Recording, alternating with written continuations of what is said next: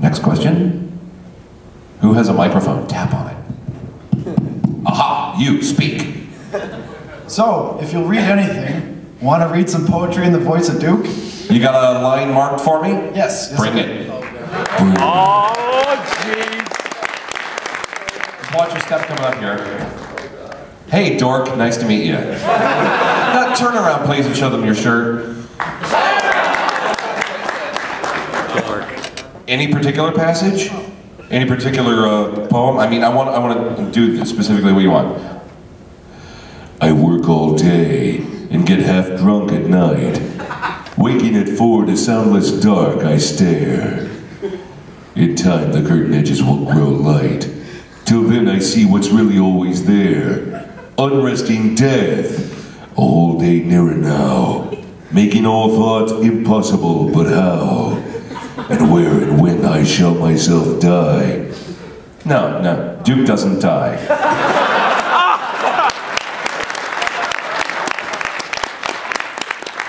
Always bet on Duke. Alright? Okay, another question? Go ahead. Hi, can you do that really diabolical voice you were talking about? Oh, you mean the Sweet Tooth spokesperson? Wow. No, from the game. Yeah, from Twisted Metal 4? Yeah. God, I wish I had a clip of that. I can't even remember what he says, really. The only thing I remember Whatever I want? is that TV clown. This might hurt me, hold on.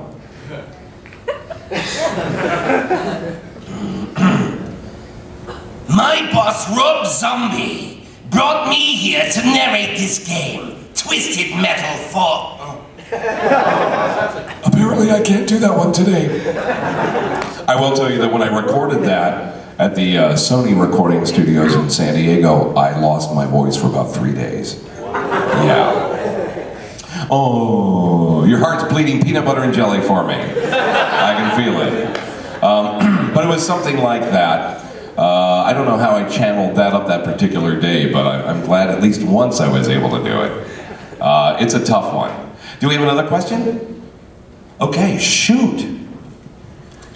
Were you ever asked to do anything for BioWare's, like the Old Republic, to do one of their voices? BioWare's? Yeah, for Star Wars, the Old Republic that's coming out? Oh, no. I didn't even get to audition for that. Had I known, I would gladly have auditioned for it. One more question, then I'll move on to something else here. And what's the question? What is? Never mind. You have to have a microphone to ask the question. Never mind. And I think he's got it. Were you ever hired, to replace another actor as a mimic because he left? Yeah, like I said, stand-in for Roger Rabbit many years ago. Because I do imitate others, I've been hired to be Patrick Stewart's voice on a number of projects, not for video games in particular, but for commercial projects. I do a pretty good Don LaFontaine, you know, the "In a World, in a Land Before Time," that thing. And there are several other characters that I've been hired to do just because I do sound-alikes. So yeah, from time to time those still come up. Most of the work I do these days is commercial imaging imaging for television and radio stations. You know, your favorite radio station that has a voice, not the DJ, but the voice in between that identifies the radio station? That's called the imaging voice. And a good deal of the work I do these days is for radio stations across the country. And so I'm going to play for you my imaging demo real quick. And these are all real clips from radio stations that I've been the voice for a few years now. Your concert tickets before they go on sale. Cash and prices no one else can get. It's VIP treatment. Get connected and join Kiss Club. Now, classic soul. And today's R&B. Power 99. 103.1. Chicago's heart and soul. North Idaho's rock. 106.7 The Mountain. Listen to the future of dance music. Jammin' C90, where dance music lives. Magic 95.7. I love your radio station. It's sexy. I love that. Soulful hits of yesterday and today. Your music. Chicago's heart and soul. Your morning show. Murphy in the morning. Your station. 103.1. Power 99. Now, even more ways to contact Kiss. Phone fax, email, the AT&T wireless text messaging board. It scrolls right in front of us. All you have to do is call KISS. Magic 95.7 103.1. Chicago's heart and soul. We're hot for you 24/7. KSexRadio.com. The all-new Rock 106.7. There's only one radio station that plays smooth jazz. KMJZ. Only one station in Chicago knows your heart and soul. 103.1. Chicago's heart and soul. Don't you love how all the radio stations, whoever writes these things, there's only one radio station that... There's only one. There must be 50,000 smooth jazz stations in the country. What makes them think they're the only one? Oh, before I forget, Alex, what was your platform? PC. PC. Duke Nukem Forever on PC. This is yours, my friend. I promised it to you before. I promised the PS3 version to somebody. Is that person here? Don't lie. Because I'll find you and I'll hunt you down. I'll take it. I'll take it. No, you're all lying now. No. I'd recognize the guy if he were here. But I already promised it to somebody. But if he doesn't show up here, screw him. I'll give it to you. Female crows can have it. You're a PS3 player? Okay, it's yours. You're very welcome. Okay, a few more questions because I think I might be running out of time. My panel's only an hour long, right? Yeah? Okay, so let's just more Q&A here real quick and then I'll bullshit my way off. Who's next? Any questions? Okay, because if you don't have any questions, we're done and I'm out of here drinking again. No, wait. I can't drink again. Oh, Duke returns for another question. Round 2, shoot, baby. Where do some of these phrases come from? Like the really weird ones, like lick my wet butthole? Who came up with that? I don't recall ever recording that.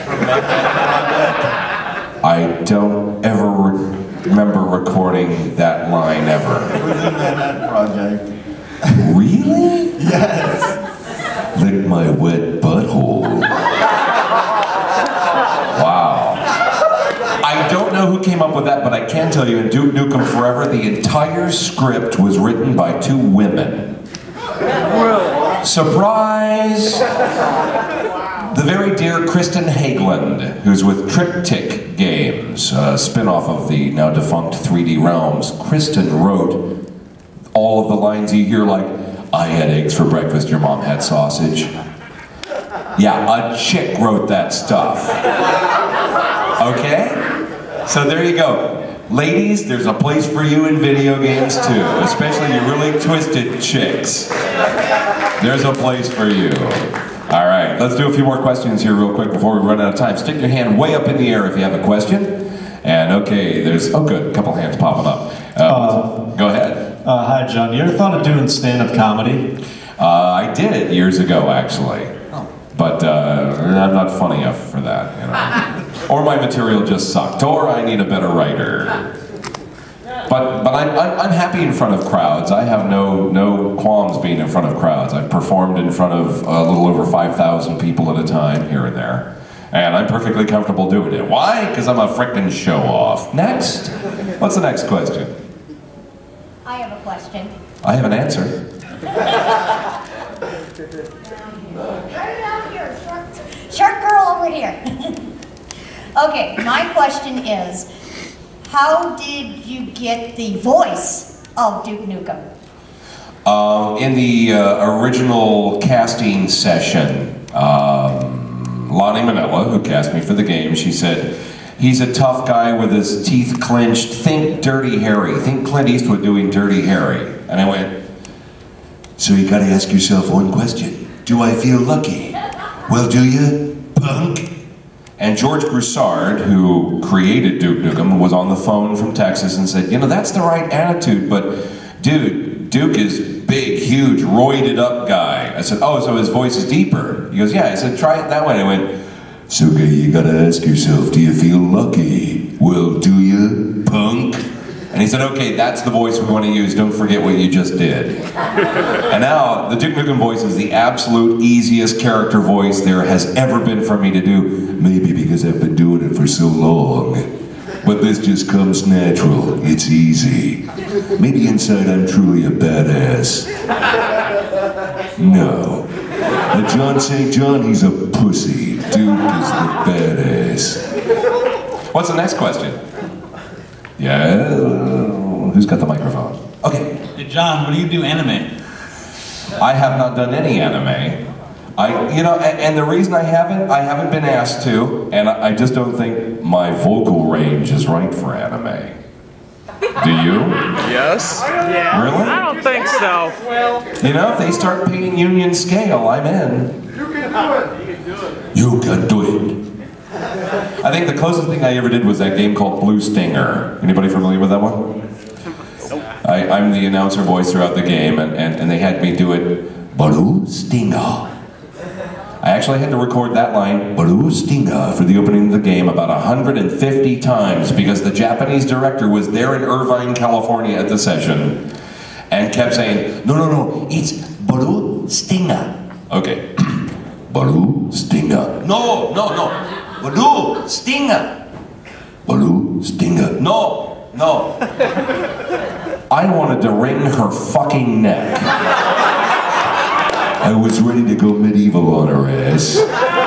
When finally the technical director of the session said, you know, we can take the blue from this take and the stinger from this and edit them together, 5 minutes. And finally they did. And oh God, when I got a copy of that game, I never even unwrapped it. Never put it in the console, didn't want to see it. I was disgusted by what they made me do. So, I had an attitude. Okay, what's the next question? We only have a few minutes, so we gotta bust through them now. With those 2 exceptions that you listed at the start, would you do those if they let you ad-lib as Duke? Religious Duke, oh God. Oh, you mean, doing a Republican ad or a gun and knife show ad in the Duke voice? No, I won't do those ads no matter what, in any voice. I have some standards. I know you don't think I do. I certainly don't appear to, do I? But no, I stick to my principles, and I won't do those. Next question. We're out of time. We're out of time. Thank you all for coming to my panel. Thank you, Youmacon, for having me out as a guest. I had a great time. I hope I get to come back next year. If I don't, go to hell. Okay? Okay, I'm just going to play myself out here. Thank you. Oh, autographs. Autographs. Where are we doing that, sir? Downstairs in front of the ballroom is where we're going to do autographs if you want some, okay?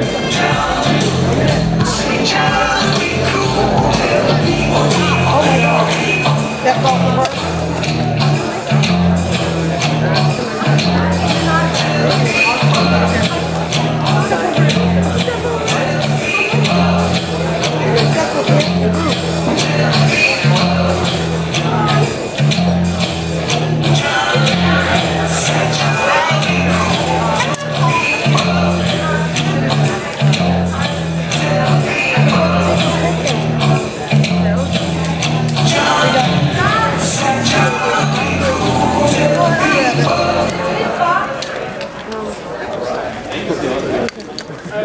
We're moving. Oh yeah, I know you were hitting the space bar over and over. Oh, sorry. That was easy, right? You were on my right hand side. Oh. Yeah. Oh, I love that stuff. Level 3.